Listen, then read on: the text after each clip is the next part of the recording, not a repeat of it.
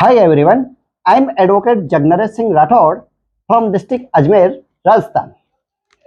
अगर आपने इस चैनल को पहली बार विजिट किया है तो मैं आपसे रिक्वेस्ट करूंगा कि आप इस चैनल को सब्सक्राइब करें और मेरे इस वीडियो को शेयर करें। इस चैनल के द्वारा कानून की जटिल प्रक्रिया एवं उसकी भाषा को सरल शब्दों में आप तक पहुंचाने के लिए प्रयत्न किया गया है, जो शायद आपकी कानून की जानकारी बढ़ाने में मदद करेगा। दोस्तों, मैंने अपने वकालत के इस लंबे कैरियर में कई बार देखा हूं कि कोर्ट में केवल 100 रुपए या 500 रुपए के स्टाम्प पेपर पर एक वैवाहिक इकरारनामा और एक शपथ पत्र किसी भी टाइपिस्ट से टाइप करवाकर कपल की शादी करवा दी जाती है और उस इकरारनामे और शपथ पत्र को नोटरी पब्लिक से उसे नोटरी मतलब तस्दीक करवा दिया जाता है और उस नौजवान भ्रमित कपल को षड्यंत्र पूर्वक ये बोल दिया जाता है कि आपकी शादी हो गई है, अब आप एक वैधानिक पति पत्नी के रूप में रह सकते हैं। और उन दोनों कपल को यह विश्वास दिलवा दिया जाता है कि आपकी कोर्ट मैरिज हो गई है। और इस प्रकार की शादी आजकल बहुतायत है देखी जाती है। क्या इस प्रकार से की गई शादी वैलिड है? क्या इस प्रकार से की गई शादी का कोई अस्तित्व है? क्या इस प्रकार की शादी के बाद आपके कोई वैवाहिक कानूनी अधिकार हैं? क्या इस प्रकार के अवैध संबंध से जन्मे बच्चे के कोई कानूनी अधिकार हैं? इस प्रकार से बहुत सारे सवाल और भी हैं जिस पर आपको सोचना चाहिए। और कहीं आपके साथ कोई धोखा तो नहीं हो रहा या कहीं आप कोई आपराधिक शिकंजे में तो नहीं फंस रहे हैं? क्या यह सोचा है आपने? और इस प्रकार से कई लड़कियों की जिंदगी दांव पर लगाई जा रही है। लड़कियों को झांसे में लेने के लिए, उनका यौवन शोषण करने के लिए कई बार शातिर दिमाग लड़के इस प्रकार से स्टाम्प पर शादी करवाने का सहारा ले रहे हैं। और ज्यादातर युवतियां मतलब महिलाएं कोर्ट मैरिज के फेर से इस प्रकार की कागजी शादी के जाल में फंस जाती है और इस प्रकार की कागजी शादियों में ग्रामीण क्षेत्र की महिलाओं के साथ ज्यादा होते देखा है। खास बात यह है कि कोर्ट मैरिज के नाम पर स्टाम्प पेपर साइन करने वाली युवतियों में ग्रामीण या कम पढ़ी लिखी लड़कियां ही नहीं बल्कि जॉब करने वाली शहरी लड़कियां भी शामिल है, जबकि महज 500 रुपए के स्टाम्प पेपर पर होने वाली इन शादियों का कोई कानूनी आधार नहीं है। चौंकाने वाली बात यह है कि कानून की नज़र में पूरी तरह से अवैध ऐसी शादियों की संख्या कम होने की बजाय लगातार बढ़ रही है। और इस प्रकार कपल के जो मिलने वाले या कोई दोस्त होते हैं वो कोर्ट के झंझट से बचने के लिए नोटरी मैरिज की सलाह दे देते हैं। इन सब को यह पता होता है कि युवक कानूनी कार्रवाई से बचने के लिए नाम मात्र की शादी करना चाहता है, जिसका ये फायदा उठाते हैं। एक केस में मुझे ध्यान है कि एक कपल यानी लड़के और लड़की ने इसी प्रकार 500 रुपए के स्टाम्प पर मैं शपथ पत्र की शादी की थी, जिसमें लड़का अपने आप को किसी बड़े अधिकारी का पुत्र बता रहा था और वो लड़की भी इसी प्रकार की कोर्ट मैरिज की शिकार हो गई थी। और दोनों इस शादी के बाद साथ साथ पति पत्नी के जैसे रहने लग गए थे। 2 साल चले इस रिश्ते में उस लड़की को 2 बार अबॉर्शन करवाना पड़ा। तीसरी बार उसने अबॉर्शन करवाने से इनकार किया तो उस लड़के ने उस लड़की से रिश्ता तोड़ लिया।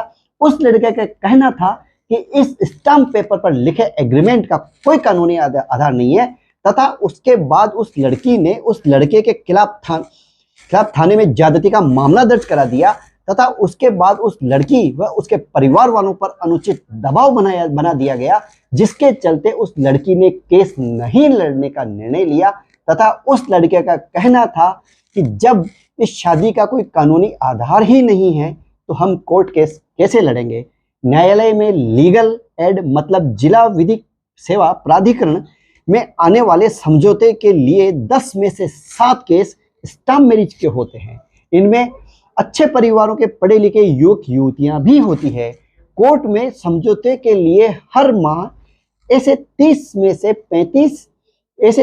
से 35 केस काउंसलिंग के लिए आते हैं। अब बात करते हैं कि क्या है इस प्रकार से की गई शादी को हिंदू मैरिज एक्ट में इस प्रकार से स्टाम्प पर नोटरी तस्दीक करवा कर होने वाली शादी को कहीं भी एक वैलिड शादी नहीं बताया गया है, और ना ही इसे स्पेशल मैरिज एक्ट में भी एग्रीमेंट के द्वारा की गई शादी को कहीं भी वैलिड नहीं माना गया है, और ना ही आर्य समाज वैलिडेशन एक्ट में भी एग्रीमेंट के द्वारा की गई शादी को कहीं भी लीगल नहीं माना गया है, और ना ही हिंदू मैरिज वैलिडिटी अधिनियम में भी, और ना ही हिंदू मैरिज डिसेबिलिटी रिमूवल अधिनियम में भी कहीं भी इस प्रकार से की गई शादी को वैध करार नहीं दिया गया है।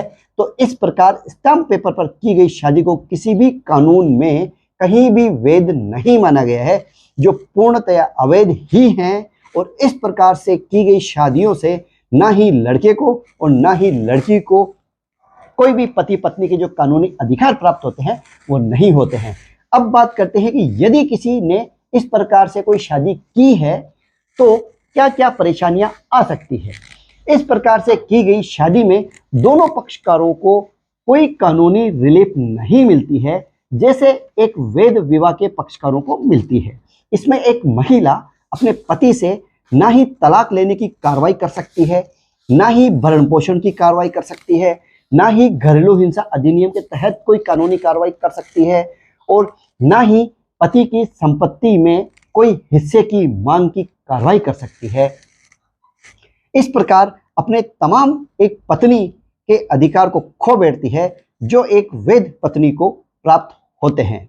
और इसी प्रकार लड़के के लिए भी जो मैंने बताए हैं उनमें से जो एक प्रति वैध अधिकार प्राप्त होते हैं वो नहीं होते हैं, तथा इसके उपरांत वह लड़का एक भयंकर कानूनी शिकंजे में फंस सकता है, क्योंकि यदि लड़की ने उस लड़के के विरुद्ध यौन शोषण और आपराधिक षड्यंत्र एवं और भी कई अन्य धाराओं में पुलिस थाने में यदि मुकदमा दर्ज करवा देती है और न्यायालय में मजिस्ट्रेट के समक्ष सेक्शन 164 के सामने अपने बयान आपराधिक षड्यंत्र और यौन शोषण के दे देती है और साबित कर देती है, तो वह लड़का एक गंभीर समस्या में आ सकता है, उसका कैरियर खराब हो सकता है, उसकी जिंदगी खराब हो सकती है। तो ध्यान रखें, इस प्रकार से की गई एक स्टाम्प पेपर पर शादी से आपका जीवन आबाद होने की जगह तबाह भी हो सकता है, क्योंकि हिंदू विधि में विवाह को एक महत्वपूर्ण संस्कार माना गया है जो इस अधिनियम में बताई गई शर्तों एवं प्रक्रिया के अनुसार ही संपन्न किया जाता है। और हिंदू विवाह की इन्हीं शर्तों और प्रक्रियाओं के कारण उसको एक महत्वपूर्ण सकारात्मक स्वरूप प्रदान किया गया है, न कि संवेदात्मक। हिंदू विवाह वैसे भी कॉन्ट्रैक्ट नहीं हो सकता, क्योंकि यह विवाह के दो पक्षकारों में कोई प्रस्ताव व स्वीकृति की बात ही नहीं होती है। विवाह में माता पिता के द्वारा कन्या को एक सुयोग्य वर को ससम्मान स्वेच्छा से दान दे दिया जाता है, जो उसे पत्नी के रूप में स्वीकार करता है और उसको एक गृहिणी की प्रतिष्ठा और सम्मान देने के लिए वचनबद्ध होता है। ऐसी स्थिति में विवाह के पक्षकारों में संविदा मतलब कॉन्ट्रैक्ट का कोई प्रश्न ही नहीं उठता है।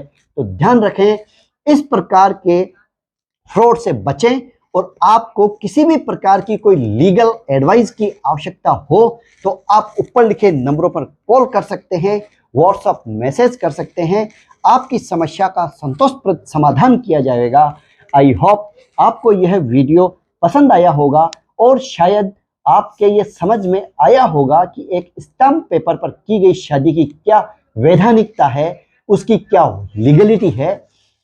एनी फॉर द क्वेश्चन आप कमेंट्स बॉक्स में डालिए, मैं या मेरी टीम मेंबर आपको रिप्लाई जरूर करेंगे।